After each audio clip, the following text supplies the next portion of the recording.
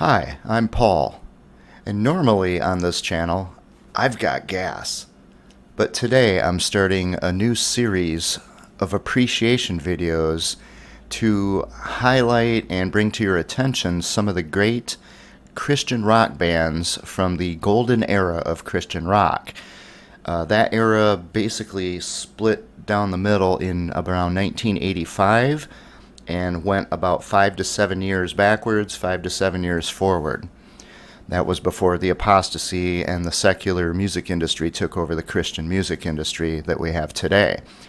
And if you haven't watched my previous video, which was called What Rick Beato is Not Telling You, or Not Telling Everyone, or something like that, what Rick Beato isn't telling you, please watch that, because it gives an introduction to what I'm talking about here with the Christian music kind of being completely and utterly ignored, which is a real shame, because there were some fantastic bands and musicians and music and songs and albums out there. Today I am going to start out strong. I'm going to highlight what I think is one of the best albums ever made.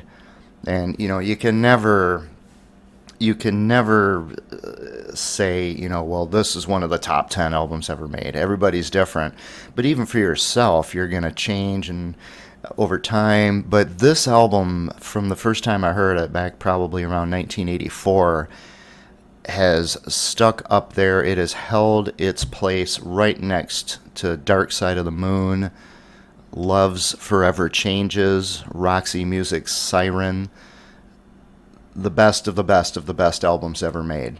And yes, folks, it's a Christian rock album. It was a pioneering Christian rock album, and the odds are you've never even heard of it. The band I'm talking about today is called Barnabas. Barnabas was one of the evangelists who accompanied the Apostle Paul, my namesake, in his travels. And the album I'm going to highlight is called Approaching Light Speed. Barnabas put out 5 albums. Approaching Light Speed was the third one, right in the middle. And I'm going to start out, just to let you know what Barnabas sounds like. They had some personnel changes on guitar on the first 3 albums, and then they had the same lineup for the last 3 albums, including Approaching Light Speed.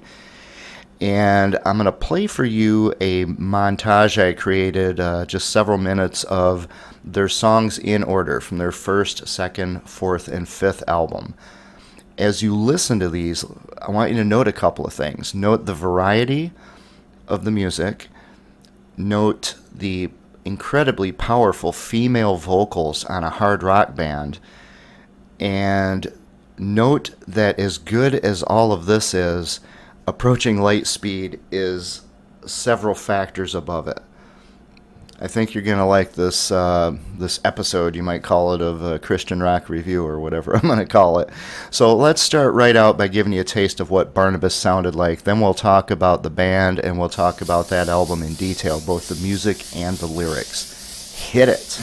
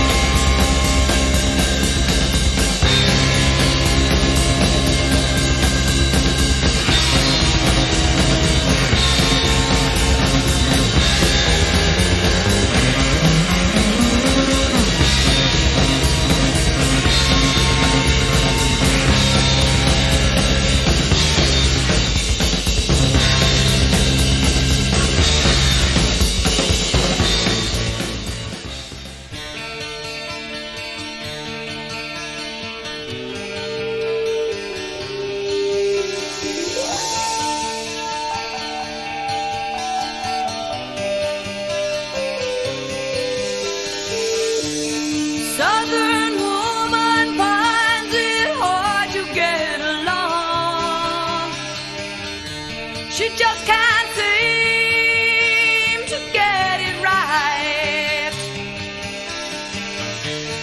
Southern woman knows there must be something wrong.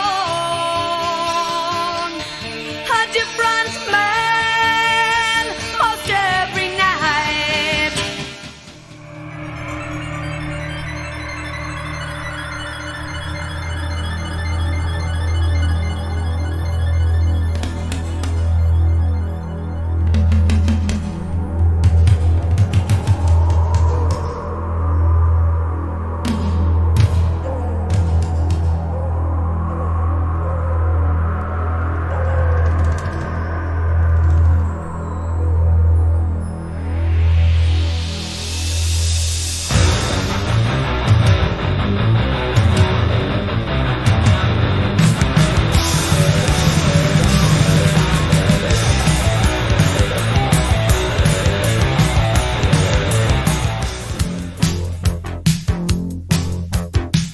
Moving through the hills above our twisted paradise, the city spreads like scattered jewels across the velvet night. Streets below are churning, hungry and alive. Rainbows in for those who win, others won't survive.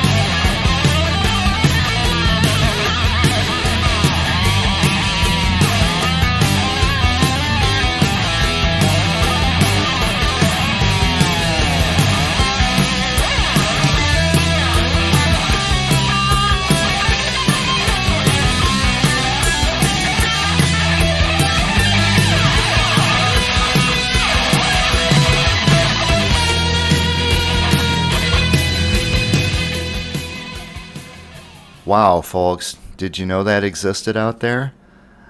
Isn't that something? And remember, the album I'm going to highlight today is levels above that. Let me tell you a bit about Barnabas, first of all, the band.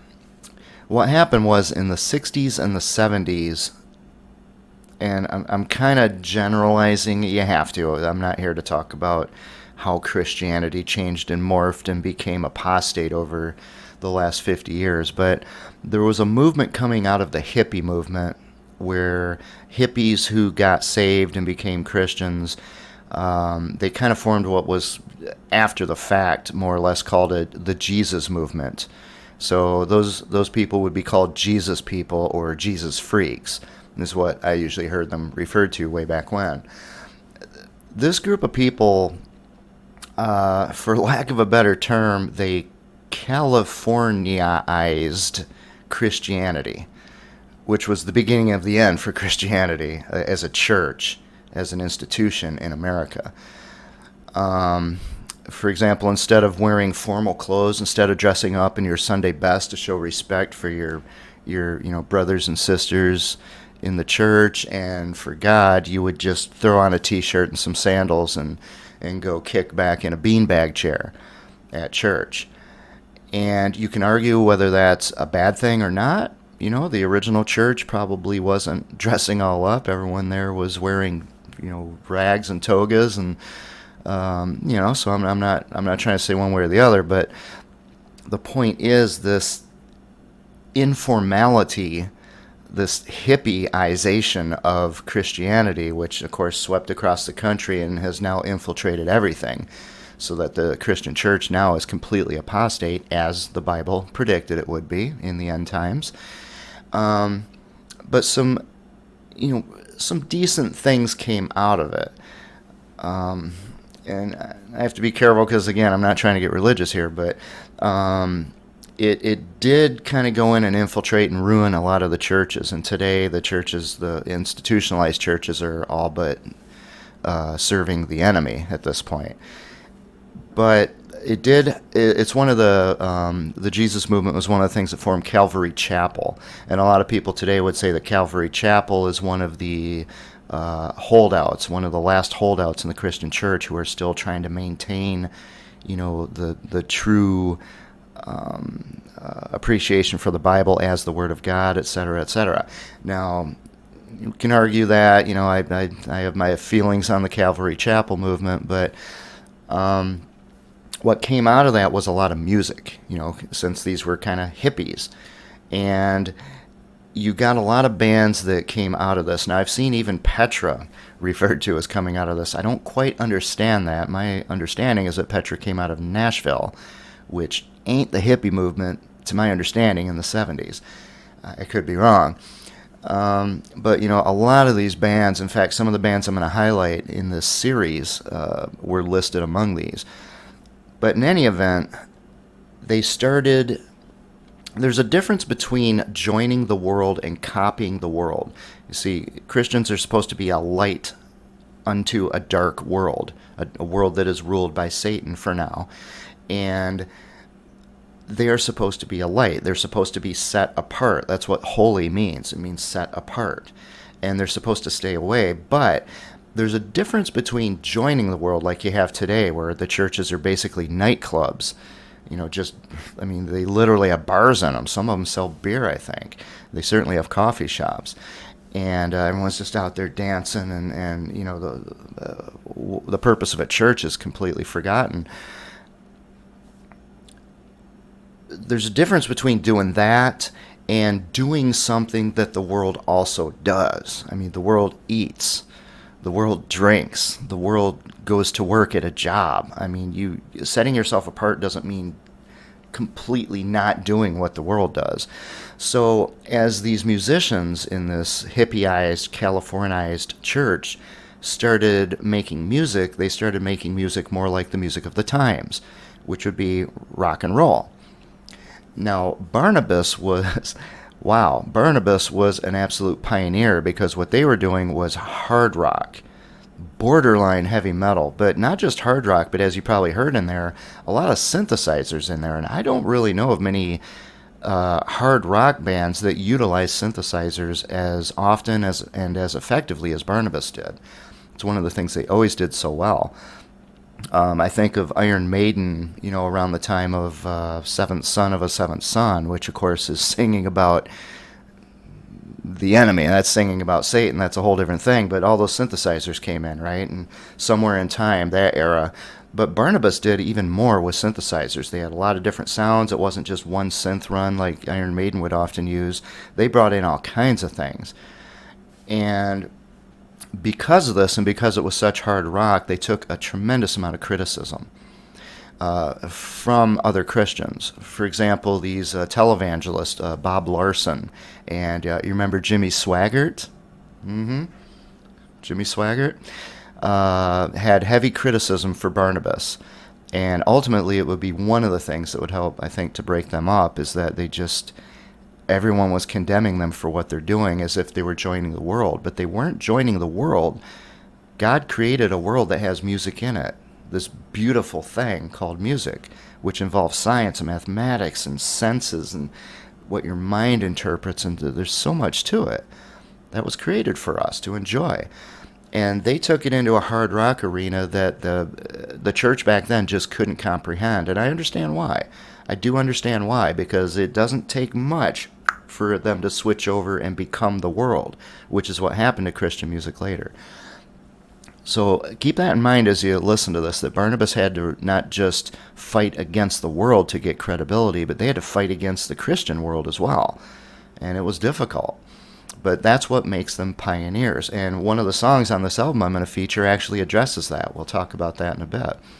Now, let me just give you a quick history, because there isn't a whole lot known about the band or any of these bands, frankly, from the 80s, except maybe Petra.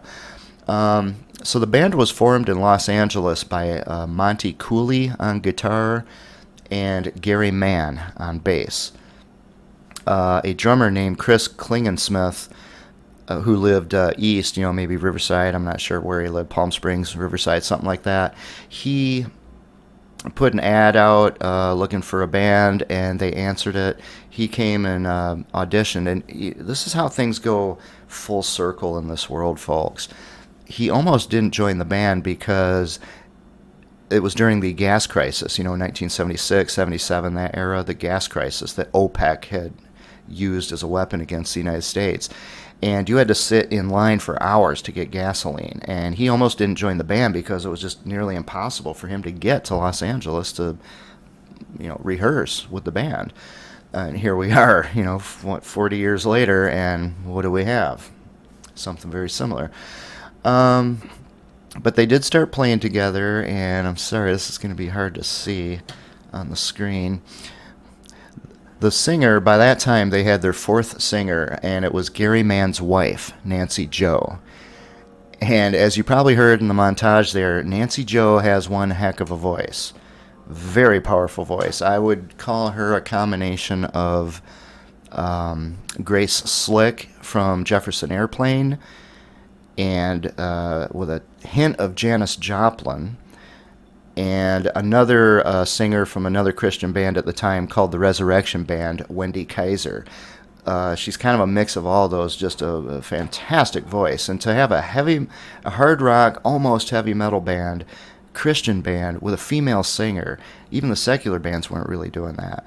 And to me, the early stuff, it reminds me, there really wasn't anything like it that I'm aware of. I'm sure there were things like it, but the closest I can think of is, to some weird extent, Thin Lizzy. Like you heard in the montage, the first couple albums.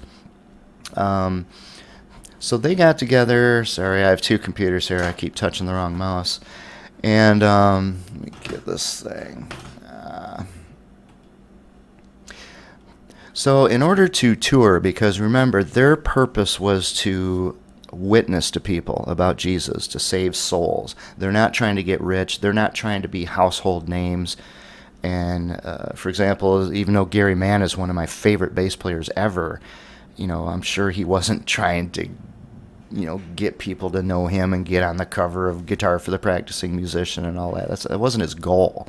So they lived in poverty. They traveled with whatever vehicles they could to go around to these small venues and, witness with their music. So in order to do that, they moved to, Schaumburg, Illinois, actually. They moved to Schaumburg, Illinois, right in the center of the country, so that they could easily tour to the east and the west. If you're in Los Angeles, it's very hard to tour all across country and come back. When they were there, they recorded their first album. That was Hear the Light in 1980. That's with Monty Cooley on guitar. And after that, Monty Cooley left the band and he went back to Los Angeles. So one of the founding members, the guitarist, left. The band then moved to Des Moines, Iowa. And that's about the time that Monty left. And then they picked up two guitarists for their second album, which was in 1982. It's called Find Your Heart a Home. And the guitarists were Mick Donner and Chris Broniger. All right, so that's for Find Your Heart a Home in 1982. After that, those two left for whatever reason, and in came on guitar Brian Belew, who I believe is from Iowa, I think. At least he seems to have stayed there after the band broke up. Brian Belew, to me, is one of my guitar heroes. I picked up this album probably a year after it was recorded, because that's when it was distributed in the Christian rock stores, Christian rock stores, the Christian bookstores. And the neat thing about Christian bookstores back then was, unlike the secular stores, they had demos with headphones, and they would actually to give you an idea of what they sounded like, they would say, this band sounds like Iron Maiden, this band sounds like Rush, or something like that. Like Daniel band I played on the last album would be comparable to Rush or Triumph or something. And, it's kind of a shame, but, everyone has their influences. Barnabas, I don't remember what they said they sound like, because they really don't sound like anyone else to me. They've got their own unique sound. But I probably picked it up around 1984, and that was right about the time I was starting to play guitar, and Brian Belew immediately became a guitar hero for me because of that one album. He just did absolutely phenomenal work on there. And the idea that he didn't get recognition over the last 40 years just breaks my heart, even though he didn't want it, that I'm aware of. I don't think that's his main goal. It's always nice to have, but this was about spreading the gospel. So I hope I can make up for this and help all of them get the recognition they deserve today. This video might go on a bit long because of that, because there's so much in this album. When Brian joined, they did their third album in 1983. That's Approaching Lightspeed, the one I'm going to highlight here. So Brian joined the band, and their first album they made with him is, to me, one of the best albums ever made. And it was definitely the high point in this kind of bell curve of their albums. After that, the next year in 84, they put out Feel the Fire, and then they moved to Edmond, Oklahoma, and they recorded their last and fifth album called Little Foxes in 1986. After that, the band broke up. As one article I saw about it said, they were, quote, living out of each other's pockets. And, Gary Mann was married to Nancy Jo Mann. At some point, they got divorced. I don't know if that was before or after the band broke up. I don't know. For them to tour for this purpose, not to get rich and famous, but to spread the gospel, it's very, very difficult. And I want to say this as tactfully as possible because I don't know the band, I don't know the members or anything, but my feeling from everything I've seen researching them and just knowing about this Jesus movement and from the hippie era and everything is that these Christians generally were not all that mature as Christians.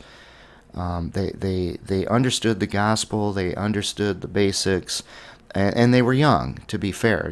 When they created Approaching Lightspeed, they were probably, 23, 24, 25 years old, which is why it's so amazing what they did lyrically. Lyrically, what they did is way up here. I mean, just the maturity of an old man who's studied the Bible his whole life. Just amazing. And that's why I feel that album was inspired. I really do. So, they broke up, but I think a lot of the reasons these bands did break up and they couldn't get along together for an extended period under that kind of stress is because they did come out of a hippie movement. Communal living doesn't work, right? And, it can work for a while if you're with your friends. If you're doing drugs and stuff, it might work because you're so spaced out you're not even dealing with reality. But in the real world, communal living doesn't really work that well. It did back in Jesus' time because, you didn't have vehicles and things spread apart where you had to go, like me, 20 miles to work every day. Everything was pretty much, you grew up with your village and such. It's not communism, it's people helping each other out because they had to survive. That's very different than people who really don't have to, trying to force themselves to do it because, people, just like families have infighting. So did the band. Now, remember what I said about how they took so much abuse from people like Bob Larson and Bob Larson, who was a televangelist. He would offer to perform exorcisms via Skype. This is much later. For only for a donation of only $295. So if you need an exorcism, maybe he's still on Skype doing that for you.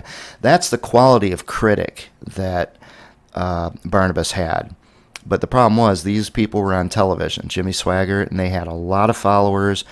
And just like anything else, if you are not reading the Bible and studying the Word of God and building a direct relationship with Jesus, then you're going to be part of this apostate church, and you're easily swayed by people like a televangelist, a Joel Osteen, or Rick Warren or something like that. And that's the problem we have today. So for a band that was probably pretty much young people who came out of a more or less hippie movement to create a Christian band, where to be a Christian you need to be very mature. One of the fruits of the Spirit is self-control, and it's something where you grow and you become a better person all the time throughout your whole life. For them to do what they did is absolutely amazing to me. And thank them and bless them for doing it. After they broke up, they kind of split all over the place. I believe Nancy Joe stayed in Oklahoma. Last I saw, Brian was in Iowa. I think he's popped up a few times lately on YouTube, and I hope he'll pop up and leave a message here. I would be honored. If you do, Brian, thank you so much for what you did with the band, especially on Approaching Lightspeed. You just will never know how much it meant to me over the last 40 years or so. Gary Mann is one of my favorite bass players ever. There's bass players out there who, there's guitar heroes all over the place, but not so many on bass. They'll just say these are great bass players. So Geddy Lee, John Entwistle, Les Claypool, you're going to have these people. Now the thing is with them, when they play, you pretty much know it's Geddy Lee playing, because he has his own style, his own tone, very aggressive tone. Chris Squire. People like this, when you hear a bass player and you know who it is, that's really impressive, because bass is part of the rhythm section. And, drummers are going to be more likely to be discernible one from another. You can tell if it's Stuart Copeland or if it's Neil Peart. You can tell. But with bass, it's a lot more difficult because it's just kind of in the background driving things. I know Gary Mann when I hear him. He has a unique style, and I like it a lot. It may not be as technically proficient quite as, Geddy Lee or Les Claypool or something, but he wasn't trying to be. What he did was pretty cool, and I think hard to play. I mean, I have trouble playing it. Nancy Joe's singing, my goodness, what a voice on that woman. You heard Monty, that first song that I started that montage out with is called The Father of Lies. That was Monty Cooley. I mean, what a smoking guitar solo in that thing. And we'll look at the lyrics to that in a moment and see why that's a significant song. The other two gentlemen, Mick and Kris on the second album, I'm not as familiar with those other albums. I only acquired them recently when I got the remastered version of all their albums. So I hadn't even heard that until recently. But it's interesting how I found on YouTube when I was researching this, something I hadn't seen in all these years, which was a live concert of theirs from, I think, 1977. And oddly enough, one of the songs they played was on Approaching Lightspeed, Crucifixion, the closer for that album. So they had been honing that song for 6 years. I think the other songs were new. I'm not sure. There's no way to really know. So let me see. Is there anything else as far as the band themselves? There isn't a whole lot to know about them. All right, I think that's all we got. So what I want to do is first talk about a couple of the songs you just heard, and then I'm going to talk about Approaching Lightspeed, this utterly fantastic album, inspired. And I'm going to do it in two passes. The first time I'm going to talk about the music and the song structure. The second time I'm going to talk about the lyrics, because that's more relevant to Christians, although if you're just into lyrics, you might find that interesting as well. So the two songs I really want to talk about from the montage were, the first one was The Father of Lies. Now, the lyrics to that song, it's got that really hip groove.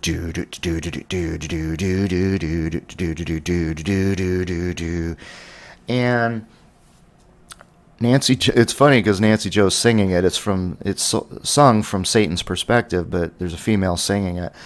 But the lyrics are basically funny. People think I'm a cute little guy with pointy horns and a cute little tail.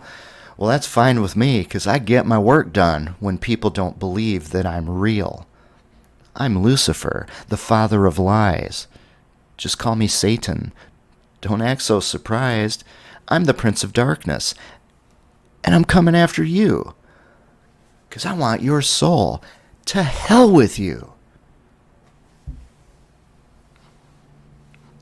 Some people actually worship my name. They think I'm really cool. Some people actually think I care about them. Some people are such fools. I'm Lucifer, the father of lies. Satan, don't act so surprised. I'm the Prince of Darkness. I'm coming after you. I want your soul. To hell with you. You see, everything we're going through in this world is ultimately the resolution of this battle between God and Satan. It's a justification for why Satan and people who follow him will spend eternity in hell. Not be annihilated, not spend a brief time in hell, but will spend eternity forever without any opportunity to leave. Everything we're going through here is the justification for that. I mean, among other things. That's why we're here. Satan is a bad person, and I've heard it said before that the greatest deception Satan ever pulled off was to convince people that he didn't even exist, like the song says, from back in 1980. Okay, because I get my work done when people don't believe that I'm real. If people think I'm a cute little guy with little horns, the Bible says Lucifer was the most beautiful being that God had ever created. He looks more like Adonis. He doesn't look like some clown in a red suit with a tail and nothing of the kind, folks. He's the father of lies. He's the one who said, did God really say don't eat this apple or this fruit? Did he really say that? Planting the seeds of doubts. Today we would call that gaslighting. You know what's true. God told you. Don't eat from that tree. Any other tree, but not that tree. And then Satan comes along and says, did God really say don't eat this? And you get these thoughts in your mind, well, maybe God didn't say that. Maybe. Sometimes you don't have to flat out lie. Sometimes you can deceive people by just planting seeds of doubt in people's minds, such as doubt that there's a creator. And then you have to look for something else, like everything exploded into existence out of nothing, and then somehow it evolved and morphed into all the species we have, but not a zillion species, which is what you would expect to have with that, etc. I'm not here to talk about that. That song is absolutely brilliant. And that guitar solo, I love that guitar solo. It's just on fire. The other song I'd talk about is called No More Blues. You heard it, that blues song. When they started out, they weren't as hard rock. They were more bluesy. And I'm not big on blues, but I have to admit I really like this because, for one thing, if you listen to the whole song at the end, Nancy Joe just lets out, holy moly! I mean, my goodness, like Janis Joplin, just spilling herself out there is amazing. But I really like Monty's guitar there because he has such a heavily modulated guitar. It's one of the things with blues that kind of gets repetitive for me. You can very, very crystal clear, usually maybe a little chorus maybe, but usually it's a pretty, dry guitar tone. And all that modulation on there, I really like. It really makes his solo stand out. So I just wanted to point out those two. And then from the other songs, you can hear what they're doing, what they're very theatrical, getting heavier and heavier. And when we get to Approaching Lightspeed with Brian Belew, I mean, I love their guitar tone through all the albums, but I really like Brian's tone. It's a fantastic tone. This was, remember, this was about the time that, like, Madonna and Cyndi Lauper and Boy George were coming out. It was the beginning of the end. It was the beginning of the end of music. It was just starting its downturn. These people who weren't really musicians at all, just stage personalities, taking over music, just entertainers, and dragging it down. The 80s bands weren't really out. I mean, I'm trying to remember, but I mean, I guess you might have had one Bon Jovi album by then. I don't know. That might have been after. I can't remember. I was like a sophomore or something. And this kind of music for anyone coming out would have been unbelievably powerful. I mean, it was about the time maybe Iron Maiden made their first album, something along those lines, but I'm not sure how much that got heard. to me, Approaching Lightspeed blows away those. And, I respect Iron Maiden's skill, especially around Somewhere in Time and, those albums. So now what I want to do is talk about Approaching Lightspeed itself, this album. So again, it was recorded in 1983. It came out, I think, in December. This is probably when I found them when it went into stores. So it's probably 1984 when I found them.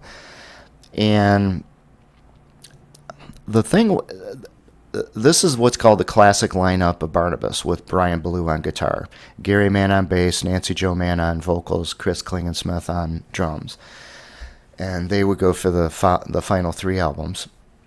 The thing with Approaching Lightspeed is that it takes the great sound that you heard in that montage and it packages it up in what I would consider an accidental concept album.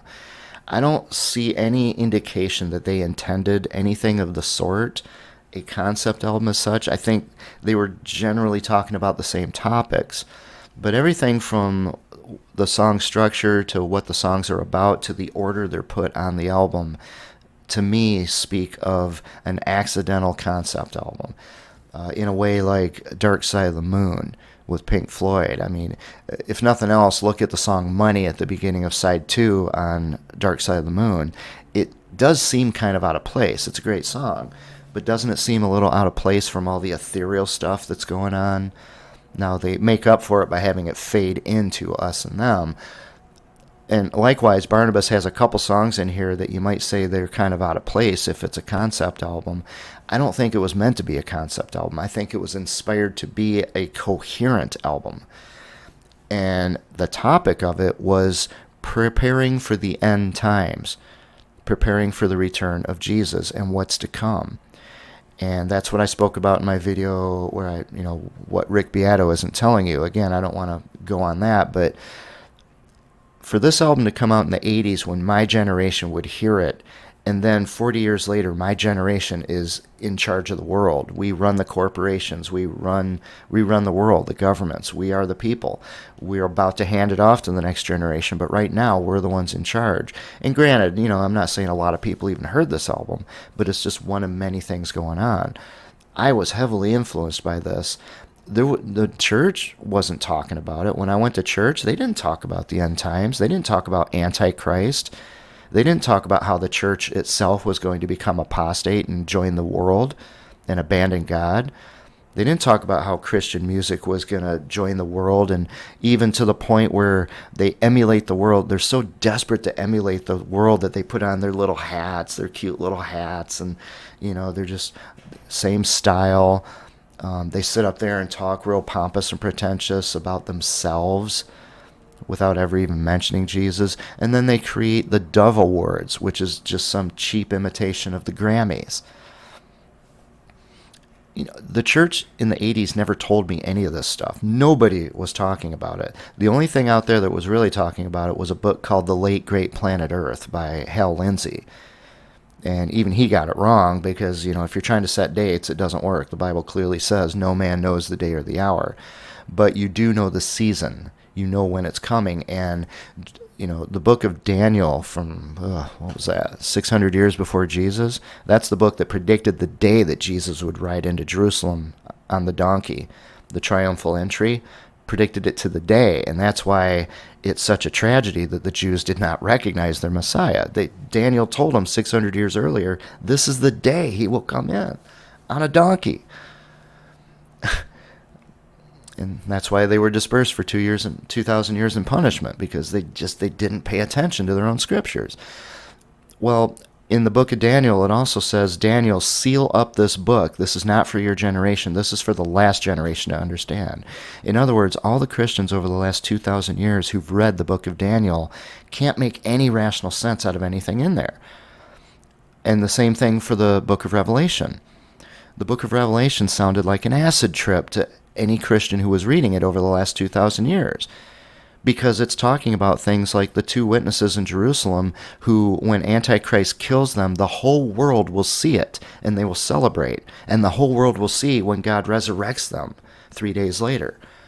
Well, in the year 1215. How in the world is that possible that everybody in the world could see that at the same time? They couldn't even conceive of how that's possible. But now with the internet and phones, it's possible. The idea of Israel coming back to be a new nation, how could that be facilitated? Impossible. All these things. The idea of Damascus in one day ceasing to be a city forever, uninhabitable. Only a nuclear weapon can do that, folks. There's nobody up until the early 1900s who could even conceive of how that was possible. That's what the Bible means when it says it's unsealing the books for people in our generation to understand. When they came up with this album in the 80s, this is where I think it's inspired, because what they're talking about is they're more or less interpreting the book of Daniel and the book of Revelation without even realizing it, which is how God works so often. He works through people, even if they've been a bit hippieized. He works through all kinds of people. He works through atheists. He works through anybody he chooses to. And the lyrics in this album explain the book of Daniel and explain the book of Revelation to the extent that it was understandable in the 1980s. And even as just back in the 60s, there were a whole bunch of things in there that you could not understand because so much of it had to deal with technology, which was incomprehensible to all of the human species up until that time. So when we get into the lyrics, that's what I'm going to talk about, why this album is so amazing. But let's look at the music first, because most of the people watching here probably are not, Christian or, into Christian rock. Let's look at why the music itself is so good. What I'm going to do is I'm going to go through each song. I'm going to play Eclipse. I wish I could play the whole thing, but you can find it online and go listen to the whole album. And I do recommend that you do listen to the album all the way through, because in the end, even though it probably wasn't intended to be a concept album, it sure does come across that way. It starts out, it ends the same way. I think inadvertently, because that last song they had already been working on for 6 or 7 years. It's amazing to me how this just comes together. So the first song on here, there's 8 songs on the album, 4 on each side of the vinyl. The first song is called No Freedom. And this song starts out with just a bunch of incredible guitar noise, just squeals and Floyd Roses swinging up and down. And then the drums come in to lay down the beat of the song, and then a couple bars later the bass comes in to kind of give you what key it's in, and then all that noise just kind of focuses and coalesces like gravity pulling stuff together into the main riff, and it just bam hits you. And they play the riff a couple times, and then Nancy Jo comes in with her vocals, and the whole band's in, and you just when you get to that point, you almost have to kind of go back to the beginning and listen. It's like, how did I get here? This thing started out with a bunch of squealing noise, and now, barely 45 seconds, a minute later, we've got this song that just came together so perfectly.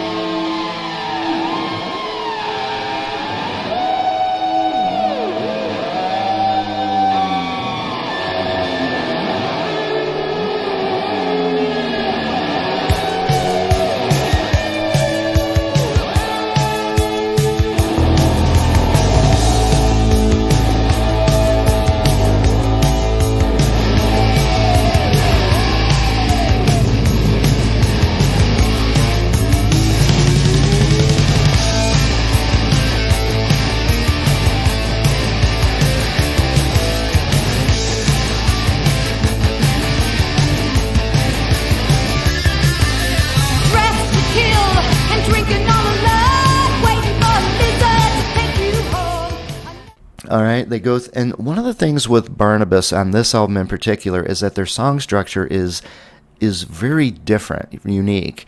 It isn't just intro, verse, chorus, guitar solo, verse, chorus, outro.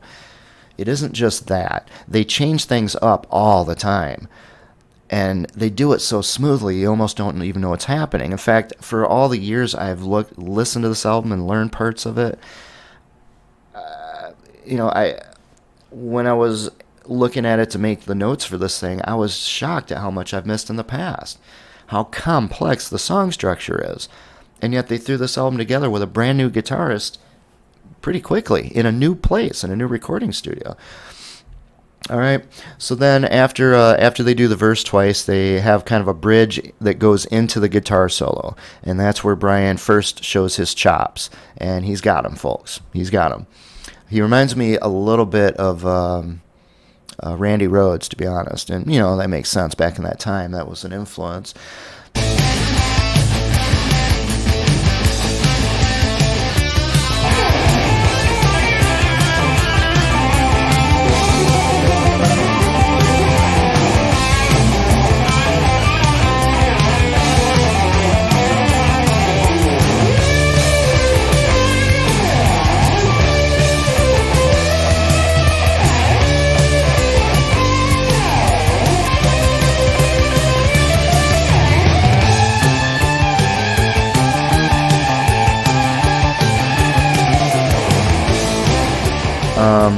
Then at the end of the guitar solo, it has like another bridge. And forgive me, folks, I'm gonna abuse and hurt terminology like bridge and verse and chorus. Like I said, I'm not all that knowledgeable on music theory, but to me, a bridge is something that's tying two themes together, kind of in its own unique way.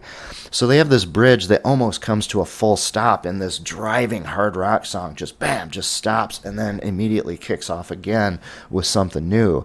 And it goes into this instrumental section that has mainly driven by bass guitar and organ.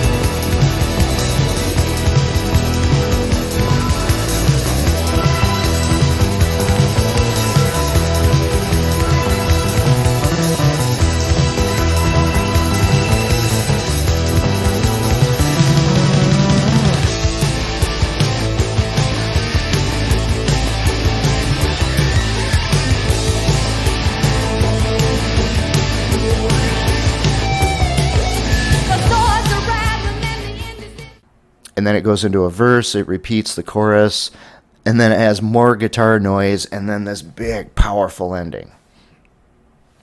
Okay, that brings us to the second song, which is called Storm Clouds. Storm Clouds opens with a synth intro, and then the guitar enters, begins the main riff, and then this one is kind of a verse-chorus, and then verse-chorus. Then there's a synth break with the hi-hat and the guitar, and then it explodes into the guitar solo, and then it has a verse, chorus, and the ending. So this song is probably as close to traditional song structure as anything on the album, but they still have all these, that synth break and everything. They still throw something in there that's different, and it's different on every song. They're not following the same composition format every time. Lyrically, Storm Clouds is huge, but we'll talk about that in a moment.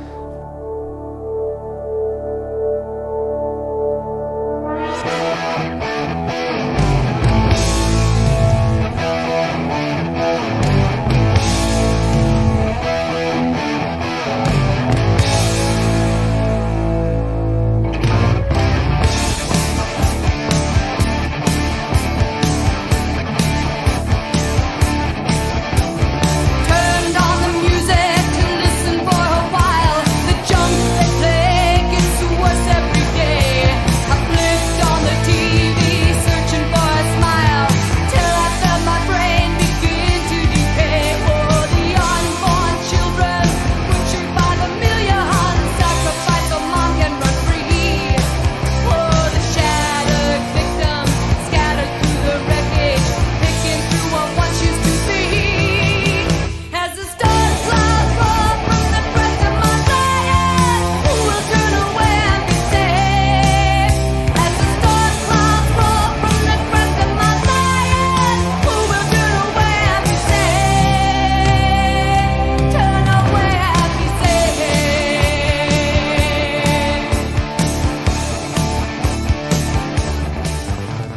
third song is actually, it's called If Love Brings Love.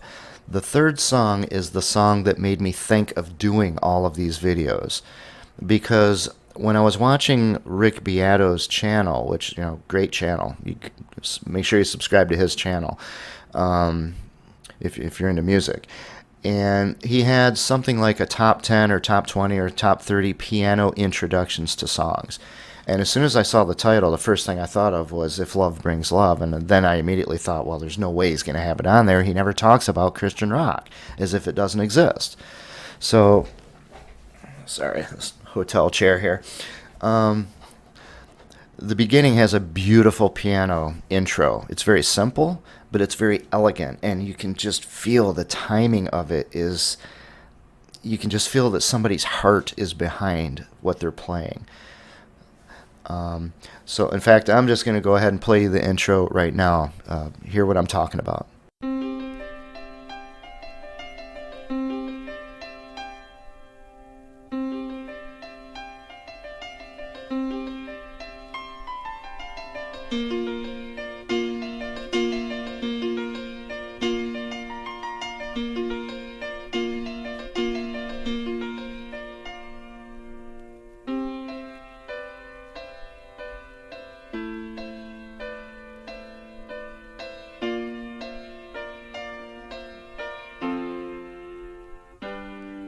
Alone in my thoughts, I wonder, will it be you and me? I followed in shadows forever, waiting for you to see. My heart is a fountain, bursting with love that can no longer hide. Fear is the mountain, crucified dreams if my hopes are denied. So if love brings love, then let it. If not, then just forget it. It all depends on you. Oh, up before dawn to follow any river to the sea. The sound of the waves will hollow like feeling in me. Isn't that beautiful? My goodness. Then it goes into the verse and the chorus, and it begins to build. Then it goes into another verse and the chorus. Then it goes into this atmospheric, reaching guitar solo. And one of the things I love about Brian Belew is that he has the chops, but he doesn't use them unless they're necessary. He does what's necessary to drive the song. This is a ballad, and very simple. But these are not easy to play guitar solos, folks. You got to hold those notes. You got to have the sustain. And again, it comes down to feel, just like that original piano. So let me show you what I mean. I'm going to go ahead and play the guitar solo to If Love Brings Love. It all depends on you.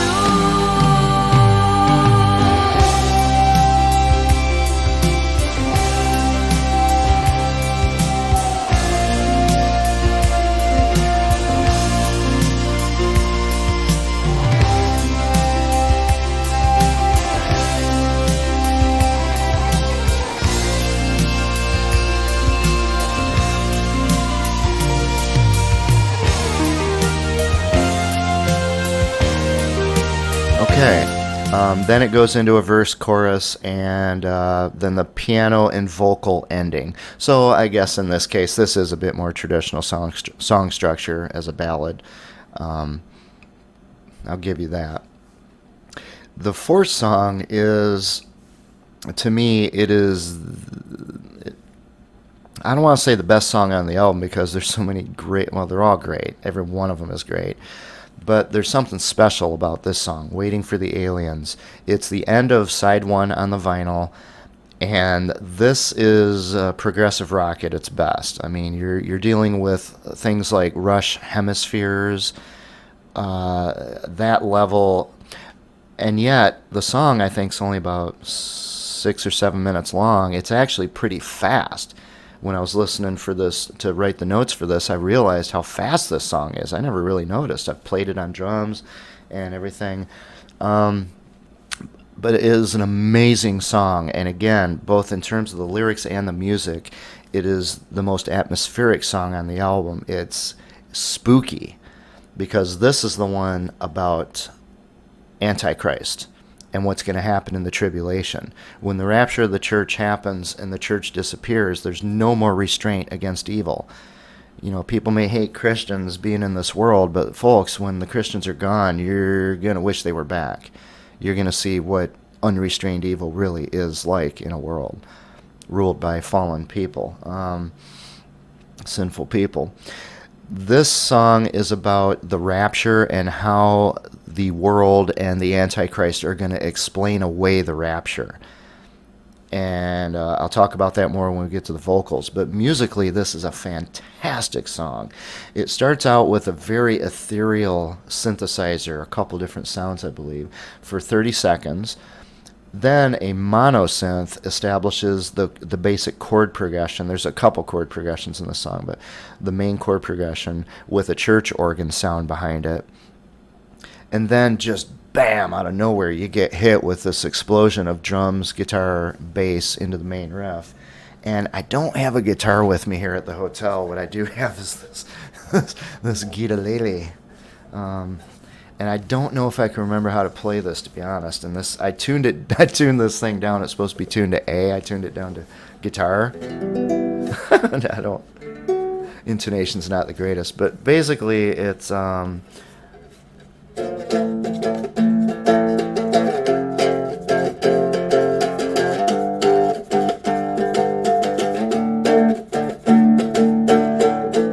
that's kind of the main chord progression, and then it goes into this thing, this.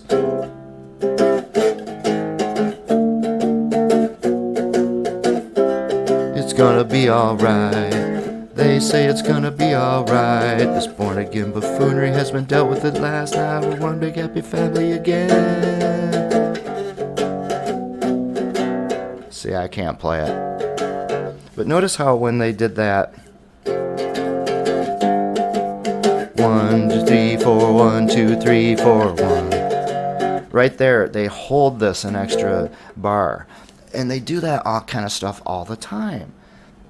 It's just amazing. So let me take a break here and play you kind of, I'm going to skip, I don't know what I'm going to play you, to be honest. I'll figure it out later. Listen to the first part of the song that I play for you here to get a sense of how atmospheric and beautiful this song is.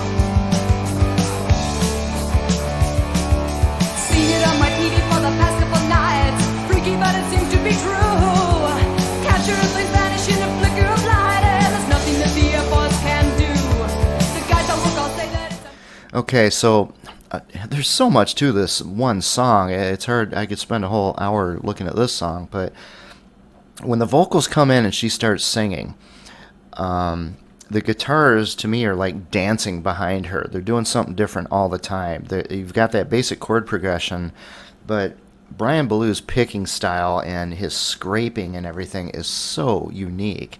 I just love it. And so there's always something a little bit different every time with the guitars back there. It goes into the chorus, and then it comes in with that main riff again. That this part.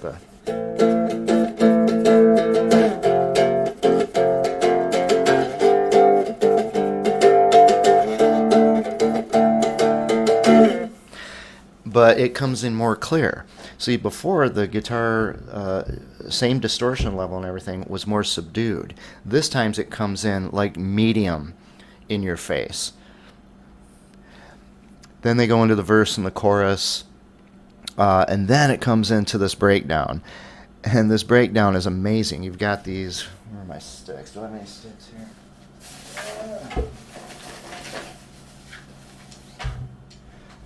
I don't have any drums. Oh, dear. Talk about makeshift stuffage. Alright, so you got these hi-hats. This thing's falling off. But with an accent on the first. Can you even hear that? I don't know. But basically... And the thing is, it goes on for so long, it is hard to maintain that hi-hat thing. It's really hard to maintain that long, to keep it that smooth with the accent on it. Then the ambient synth comes in, and then these fast synth runs, which are almost certainly sequenced. I can't believe anybody was playing that. So they're mixing slow and fast hand playing with sequences, and it gives a totally different feel to it. Just absolutely brilliant the way they did that. And then, after all that breakdown with the synthesizers and the hat and everything, it comes back into your...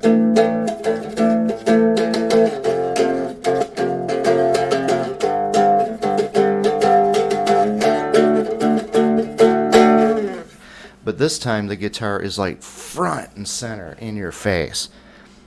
So even in the production, by having the guitar get progressively more clear and in your face every time it's doing the exact same riff, it changes it up.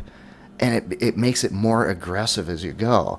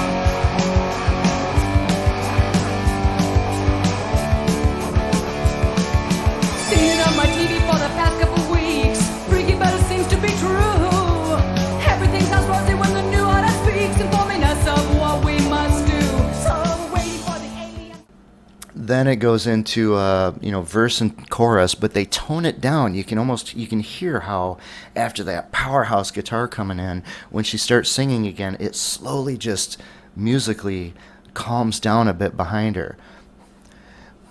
And then it goes into this drum and synth outro, which is fantastic. The end of the song. The end of the song is really powerful. Basically a synth just kind of fading out. The drums are in there. He's playing this beat.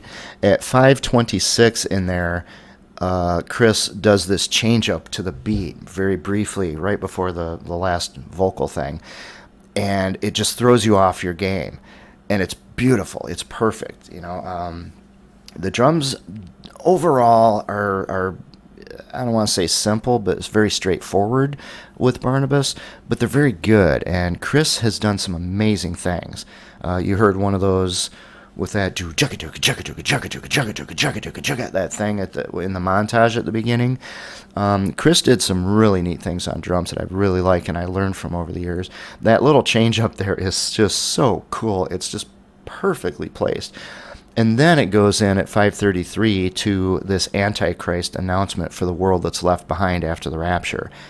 And then the song fades out with an electric wind.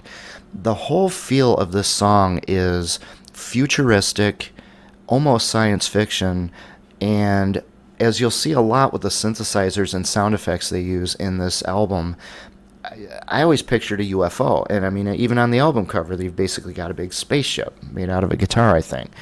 A lot of the Christian bands had these, guitar spaceship album covers back then. And so let me go ahead and play this ending with the, or you know what, I'm going to wait till the lyrics part. I'm going to wait till the lyrics part before you get to hear the Antichrist announcement. So with that, let's move on to the opener of side 2 on the vinyl.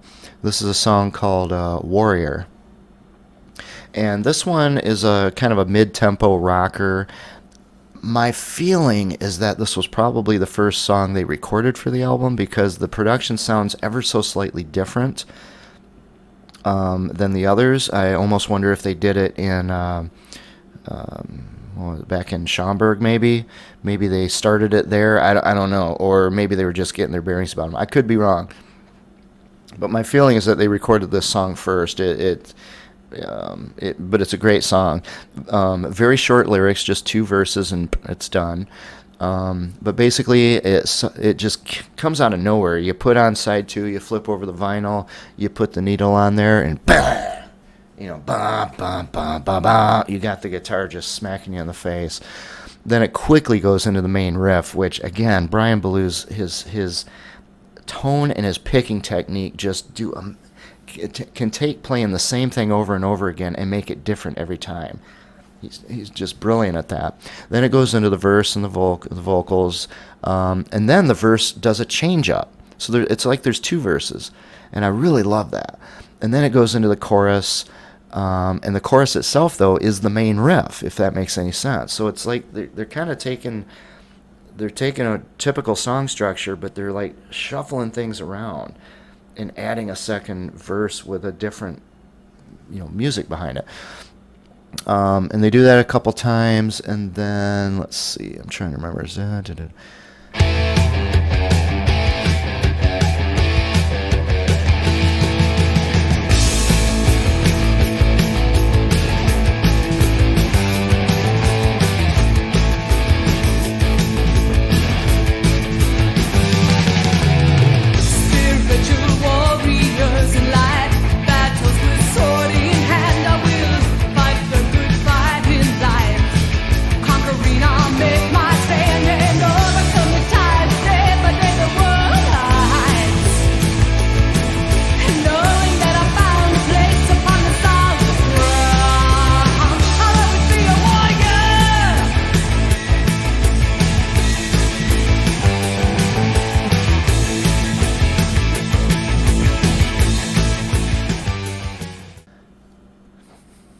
Then they have a guitar lick, but it only teases you.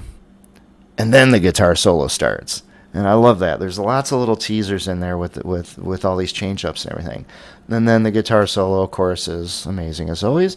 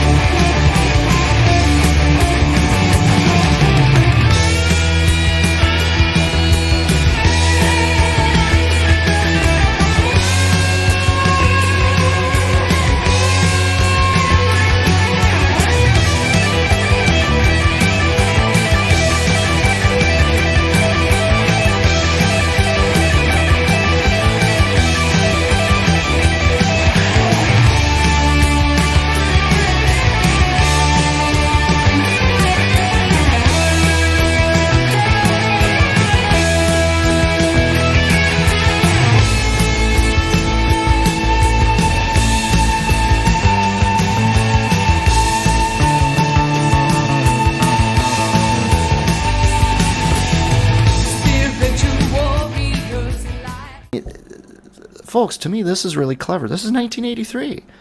A Christian band. Okay? They didn't have, these producers you've heard of, Bruce Dickinson. They weren't being told to add more cowbell. They were doing this on their own.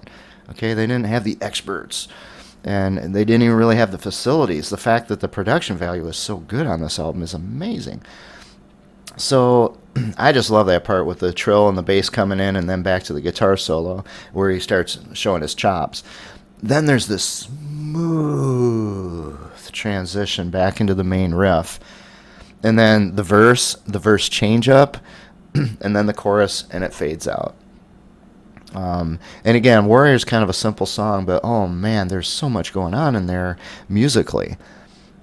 All right, let's go, my mouse. Number 6 is Never Felt Better. Now, here's the thing. Remember I told you a couple times, Barnabas was under attack all the time by other Christians, especially these big pompous windbags they had on TV, these televangelists who felt that because I'm on the TV and everybody listens to everything I say and they'll do whatever I tell them to do, I'm the man. Which, of course, they're going to find out otherwise someday. For all the attacks they took there, just a few years earlier, remember when the Beatles broke up and Lennon and McCartney go out and start doing their own thing, Harrison, Ringo, and they just never could do what they could do as the Beatles because they weren't there trying to beat each other. They weren't fighting, not fighting, but you know, they were always trying to outdo each other. So when they were the Beatles, they could do extraordinary things as a team. But when they got on their own, they didn't. What Paul McCartney didn't have to show Lennon a thing or two. At least not in the studio. I mean, when it's played on the radio, Lennon's going to hear it, but you know what I mean? So when Paul McCartney kind of floundered there for several years when he first started, before Band on the Run and all that, the media came out and mocked him for doing so many, silly love songs. So his response to that was to, I think in 1976, on Wings at the Speed of Sound album, he came out with a song called Silly Love Songs. And he comes out and he addresses this, and he says, some people might have had enough of silly love songs. Well, I look around and I see it isn't so. Some people want to fill the world with silly love songs. What's wrong with that?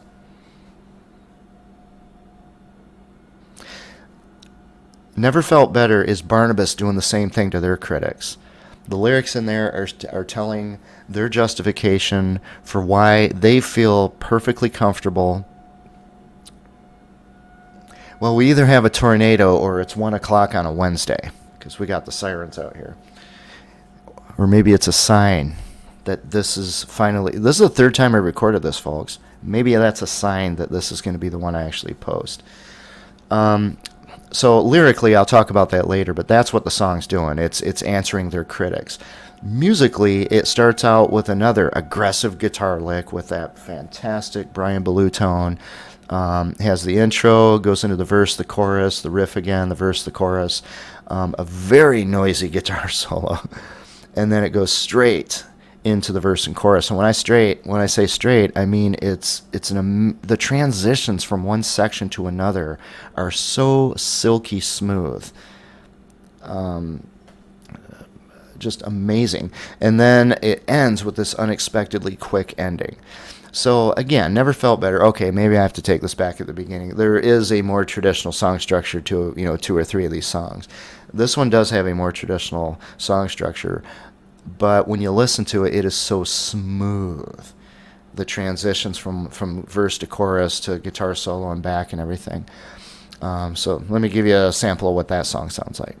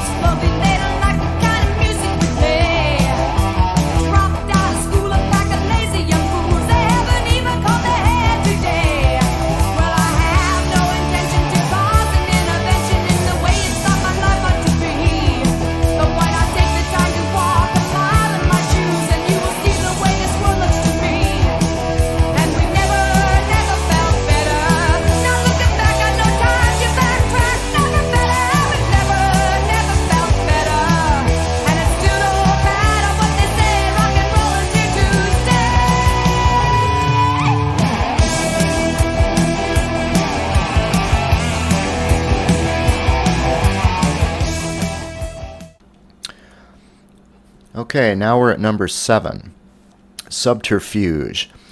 Subterfuge is one of my favorite songs on the album, although they're all my favorite songs. But the thing with this song is that it's 5 minutes 46 seconds long. Excuse me. The thing is, the first... Sorry, I was seeing if the sirens were going to block me out here. The thing with Subterfuge is that it's 5 minutes 46 seconds long, and yet the first 2 minutes and 22 seconds are the introduction. So basically almost half the song is the intro to the song. And oh my goodness, what an intro it is. This thing is an absolute masterpiece of hard rock. It starts out with a synth intro, and then you get these synth effects, which again kind of remind me of a UFO, which takes you back to the song Waiting for the Aliens. Then it starts rising, just starts escalating. And then it comes into this explosive intro with these quarter note chords. Dun dun dun, dun dun dun. And those are going to be a theme that come back every once in a while. All right. Then the guitar is carried into its intro, which is a guitar solo in its own right. Meanwhile, you got Gary Mann back there just driving this thing, driving the daylights out of it with his bass guitar. And then it goes back to those quarter notes again. Dun, dun, dun, dun, dun, dun. And then it just goes right into the verse. I mean, you almost forgot this isn't an instrumental song. It's been going on for so long. And all of a sudden, there is Nancy Jo singing. And the guitar work in the background is just, again, dancing. I just love what Brian does with these things.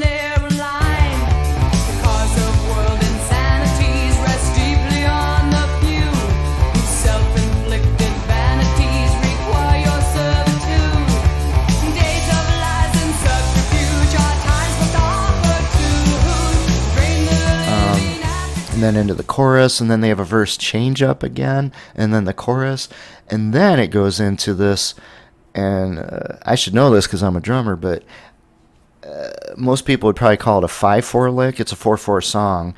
What's the tempo of this? Dun, dun, dun, dun, dun, dun, dun, dun, dun, dun, dun. That's about the tempo of this song, and then they go into this 5/4 thing.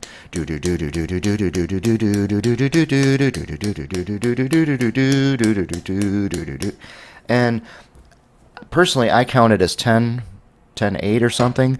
I kind of count the eighth notes, but most people would probably consider it 5/4. But it's just weird because it goes into a 5/4 thing, and then it changes that up, and they do something different. And then the drum rhythm like drops out of it, and then there's a synthesizer solo over the 5/4 change up. I can't, man, without hearing it, I can't even remember how to describe it. And then you're back to the quarter note thing again, dun dun dun, which is what it keeps coming back to. And then it goes straight into the verse again, the chorus, and then they fake you out with a fake 5/4 lick, which is really 4/4. And then you get to end it. Psych. Subterfuge is a masterpiece of hard rock.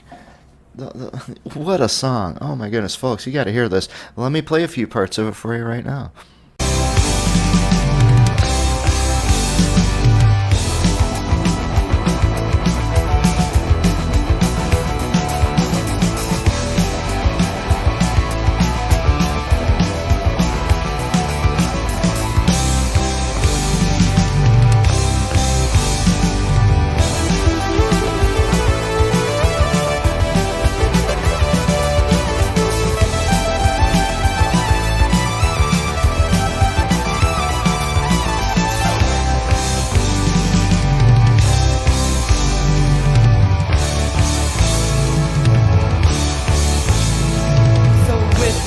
Of his mind and nations awash in the sea of blind mistrust. A man on the street receives information designed to conceal the obvious. Drop this madness and offer true and last. Okay, and that brings us to the music section of the last song, Crucifixion. So this is the closer of the album. Now remember, let's go back to the beginning and just kind of, without going into lyrics, what the songs are about. No Freedom is about sin and our need for redemption from sin and how sin just doesn't satisfy you in the end. Storm Clouds is about trouble on the horizon. Even back in the 80s, they were seeing we're headed as a world toward a place that is not really very good. 3 is about love, if love brings love. It's more kind of a love song. 4 is about the rapture and how the world is going to respond and try to explain away the rapture, how they're going to try to rationalize it as anything other than God doing exactly what he said he was going to do. Because they just refuse to believe in God, which again is the justification for them going to hell for eternity. Because no matter what he does, they just won't listen. Then you have Warrior, which is about spiritual warfare. And I'll get into that with lyrics. Then Never Felt Better, which is them addressing their critics about using rock and roll music to spread this message. And then Subterfuge, which of course, is another word for maybe deception, like the father of lies, because Satan's behind all this at the end. If you wonder why the world's gone insane over the last, several years, decades, I'm just saying. Unless you think people are capable of that kind of human stupidity on their own, there might be something from the pit of hell behind all that. At the end, you come up with this, Crucifixion, which of course is about the crucifixion. There actually aren't a whole lot of lyrics in the song. It's very musical, mostly instrumental. So this is going to be the ending to the album. So it starts out with bass guitar harmonics. Now, how often do you hear that in hard rock? So you've got, on a bass guitar. You don't hear that too often. Then you get some heavy, heavy riffs. And then you get some heavy riffs with the chord progression with the bass guitar dancing around in the background. This is a bass guitar showcase, this song. Gary Mann.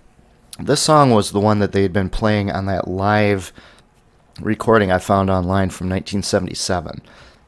So as a band, they had been perfecting this song. They had been perfecting this song for years. And by the way, I want to just mention one thing. Waiting for the Aliens, that song about the rapture, that's so spooky and ethereal, and it feels like there's a UFO that just landed in your backyard when you listen to the song. It's just, you can hardly hear any bass guitar in that song. And yet you've got this magnitude of a bass player in this band who's showcasing all over the place.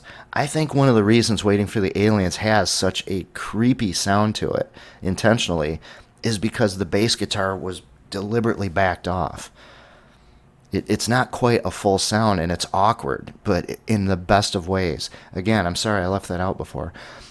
As far as Crucifixion goes, though, once they get into the main riff with the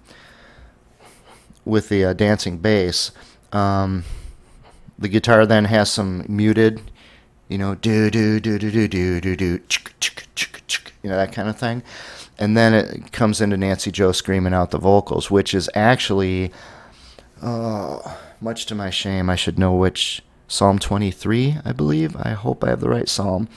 When Jesus died on the cross, what he said on the cross, among other things, was to quote Psalm 23. My God, why have you forsaken me? Bulls have surrounded me and nailed my hands and feet. I count my bones. My heart is like wax melting in me. I mean, this is 1,300 years before the Roman Empire, let alone Jesus. There was no such thing as crucifixion. Crucifixion was a horrific torture method of execution that the Romans came up. Only the Romans could come up with something that deranged. And yet 1,300 years earlier in the Psalms, the psalmist was describing crucifixion. Nailed my hands and feet. My bones, I can't. All my bones are out of joint. He's describing a crucifixion. Even in the psalm, it even describes them taking his clothes and casting lots. Do you think Jesus orchestrated that on the cross after being beaten beyond recognition, and he's nailed to a cross and he's dying? You think he somehow, hey, Romans, please, I need you to do what the psalm said 1,300 years ago. Please, will you please take my clothes off and cast lots for him? Please, you have to fulfill the prophecy. No, I don't think the Romans would have done that. So this song is just giving you the first part of that psalm, what Jesus said on the cross. The reason he said it on the cross was so that people who knew the scriptures would go back and read Psalm 20, I think it's 23, and they would say, uh-oh, we just crucified our Messiah. That's exactly what David was telling us. Anyway, getting into the lyrics, the point is this song is about that. So it has her singing from the psalm, and it kind of goes back and forth. Then it has a verse change up again, and then a breakdown to a bass riff, and then it fades in with the fades in a cowbell, but just enough. Again, they did it right. They didn't need more cowbell. And then the guitar solo. And the thing was, the guitar solo to me reminds me of early Rush, like from their first, well, not really their first two, from Fly By Night or Caress of Steel, that era. It reminds me a lot of that. The guitar solo, the bass is just back there, do do do do do do do do do do do do. It just reminds me so much of Geddy and Alex playing it against each other. Then there's another change up, and then a brand new guitar riff. And then they have another breakdown, and then they go back to the main riff, and then you got the verse, and then they change up the verse again. And this time they're talking about Mary after the resurrection, when they go to the tomb and the tomb is empty. It's like, how does that happen? He rose from the dead. So it's singing about that part.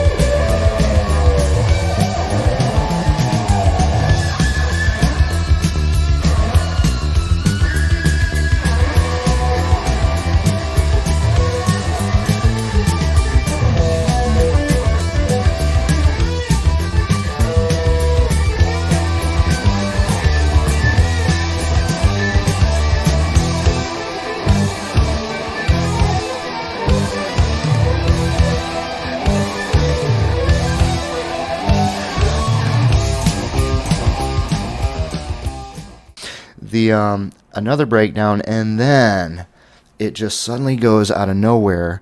Now that the lyrics or the vocals are all over, it suddenly goes into a 1 minute long bass guitar solo. My favorite bass guitar solo of all time. It's fairly heavily modulated.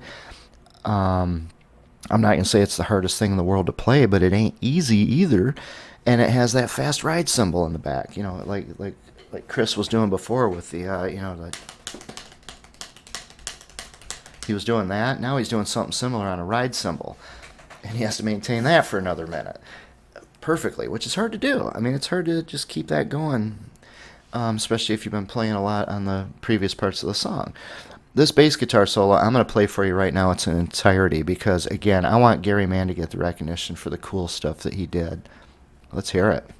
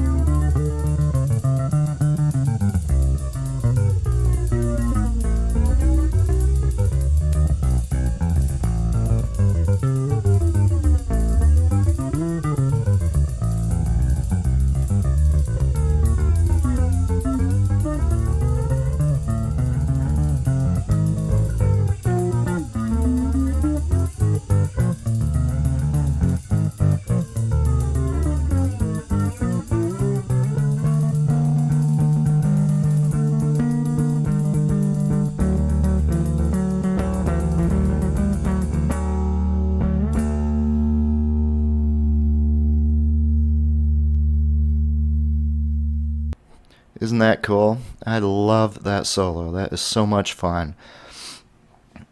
And after that, it goes back to the original bass guitar harmonics that started the song. And then it goes into just basically this cacophony of noise and guitar squealing and just absolute chaos, which you can kind of picture the tribulation as being after the rapture. And it basically fades out with all that noise, which is a perfect book match to how the song started. At the beginning of No Freedom, there was all this guitar noise bringing it in. So musically, and I don't know if that was intentional. I really don't know. So musically, this song has got a ton of stuff in it. This is not just people, sitting there with a ukulele, Jesus, Jesus, Jesus. It's not that, folks. There is as much going on this album. I don't know if I would say as much as in Dark Side of the Moon because there was so much experimental recording techniques in there. But there's more going on here than on a lot of the other albums that I put in the top, 10, top 20 albums. So this is well worth listening to from start to finish. And please do so without interruption because, again, it just has this flow. Hi, everyone. While I was editing this, I realized that if I include the lyrics appreciation portion of this video, it's going to be 2.5 hours or more long. So I'm just going to end this video now and with the music, and I'll do the lyrics on a separate video. I hope that you enjoyed this learning about this particular Christian rock band and album, Barnabas, Approaching Lightspeed. And hopefully, well, not hopefully, but if you didn't know about it beforehand, I hope you found it really interesting, and I hope you love the music as much as I do. I'm going to put a link in the description to this video for Boone's Overstock. It's the only place I know of that you can buy this CD. I bought the 2015 remaster of all Barnabas albums there, and I don't know of any place else where you can buy Barnabas albums at this point unless you find used vinyl or used CDs from the past before the remasters on eBay or something. So with that, I'm just going to end this video, but you know what? I left out the ending deliberately to Waiting for the Aliens, so I'm going to play you out with that audio so you can hear that message from the Antichrist at the end, and you can see why that was such a powerful ending to side 1 of this album. And with that, once again, I thank you so much, and I hope you will come back and hear what I have to say about the lyrics as well. Clinging to their every command. They say they're coming soon, so we should trust a new guy who wants to put that mark on our hand.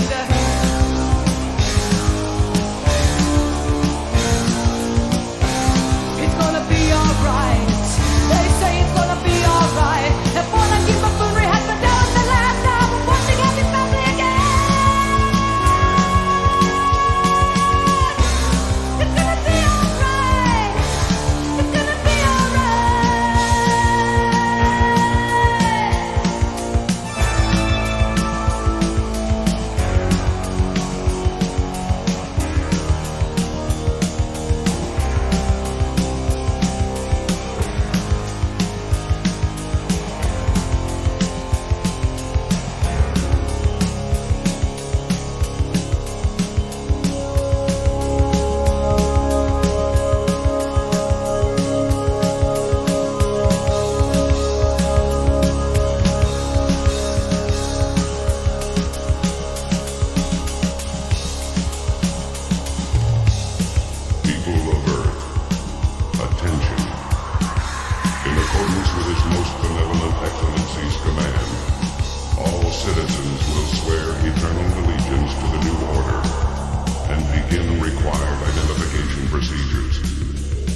insubordination in regard to this directive, as well as any liaison with unlawful religious gangs operating throughout the globe, will be terminated swiftly and without mercy.